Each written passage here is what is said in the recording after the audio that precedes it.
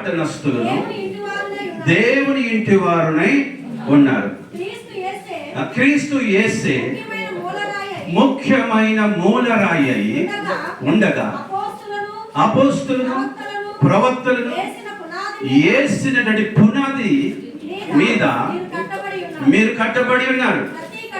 ప్రతి కట్టడమును ఆయనలో చక్కగా అమర్చబడి ప్రభునందు పరిశుద్ధమైన దేవాలయమగుటకు వృద్ధి పొందుచున్నది. మందిరముగా కట్టబడిందంట, తర్వాత దేవుని ఆలయముగా తీర్చిదిద్దబడుతుందంట. దేనికి స్తోత్రం కలుగును గాక. హల్లెలూయా. ఇంతకు ఆది కాండంలో మనం చదువుకున్నాం. అదేంటంటే దేవుని యొక్క మందిరం అంటే ఏంటో తెలియనటువంటి ఆ దినముల్లో దేవుని యొక్క బిడ్డలు ఎప్పుడు కూడా దేవుడు చేసిన ప్రతి మేలును కూడా జ్ఞాపకం చేసుకుని ఆయన నామాన్ని స్తుతించడము, ఆరాధించడం అని ఆనవాయితీగా వస్తుండేది దేవుని యొక్క సన్నిధిలో. Praise Lord. హల్లెలూయా.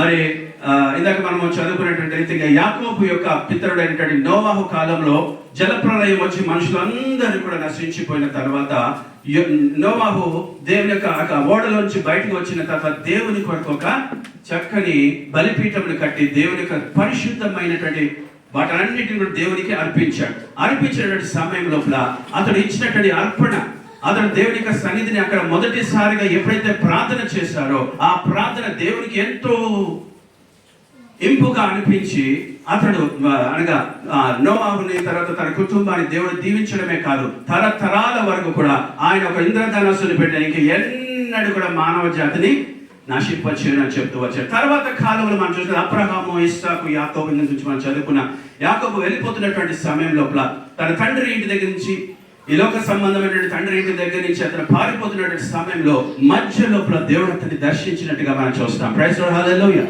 ప్రభు నామానికి మహిమ కలుగును గాక. సో ప్రియమైన దేవుని బిడ్డలారా, దేవుని యొక్క మందిరము ఎల్లప్పుడూ కూడా తన బిడ్డలు అనగా దేవుని యొక్క నామాన్ని మహిమపరిచేటువంటి రీతిగా అనేక మందికి ఆశ్రయపురముగా ఉండేటువంటిది దేవుని యొక్క మందిరం. Praise Lord. హల్లెలూయా. సో కాబట్టి అతను వెళ్ళిపోతున్నటువంటి సమయంలో అక్కడ ఒక దర్శనాన్ని చూస్తున్నాడు. ఆ దర్శనం ఏంటంటే భూమి నుండి ఆకాశంలోకి ఒక నిచ్చెన వేయబడి ఆ నిచ్చెన మీద దేవుని యొక్క దూతలు ఎక్కుచు దిగుచు ఉన్నట్టుగా మనం చూస్తున్నాం. ఆ దర్శనము చూసి అతను భయపడి ఈ ప్రాంతం ఏదో కాదు, దేవుని యొక్క గృహమే, దేవుని యొక్క మందిరమే అని చెప్తూ వచ్చాడు. Praise Lord. హల్లెలూయా. అంతేకాదు తనకు తలగల కింద ఉన్న రాయిని తీసుకుని అక్కడ స్తంభంగా నిలబెట్టాడు.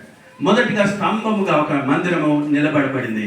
ఆ తర్వాత కాలంలో అతను పారిపోయి మళ్ళీ ఎన్నో సంవత్సరాల తర్వాత తిరిగి వస్తున్నటువంటి సమయంలో దేవుడు అక్కడే అతన్ని దర్శించినట్టుగా మనం చూస్తూ ఉన్నాం.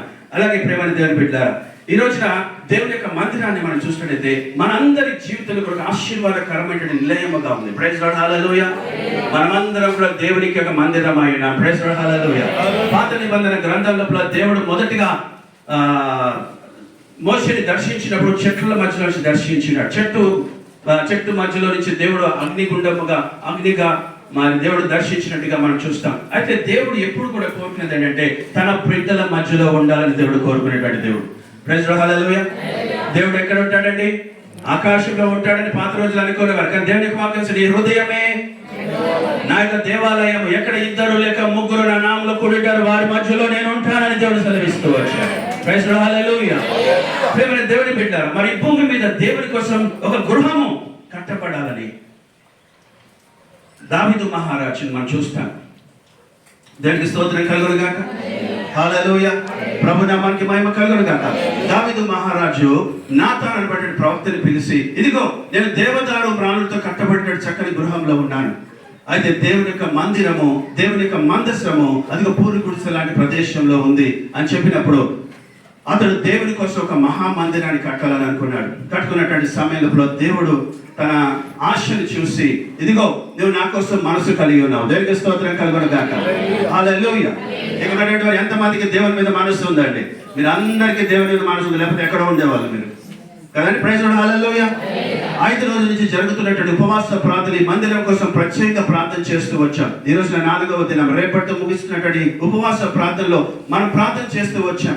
అలాగే అనేక రోజులుగా మన శ్రవణ్ బ్రదర్ గారు ఇంచుమించుగా ఒక 2-3 సార్లు కాసిలాబాద్ ఎప్పుడు పూర్తవుతుంది, ఎప్పుడు మధ్య లోపల గోవిందపూర్ అనే ప్రాంతంలో స్వార్థ పరిచర్య చేయడానికి వచ్చినప్పుడు మా సిస్టర్స్ అందరూ ఇక్కడికి వచ్చారు. వచ్చి ప్రాంతం చూసినప్పుడు మీ అందరికీ తెలిసి ఎలా ఉందో నేను అంతకు ముందు ఇక్కడికి వచ్చినప్పుడు ఇదంతా ఒక లోయలాగా పక్కన మీరు చూస్తూ ఉన్నారు.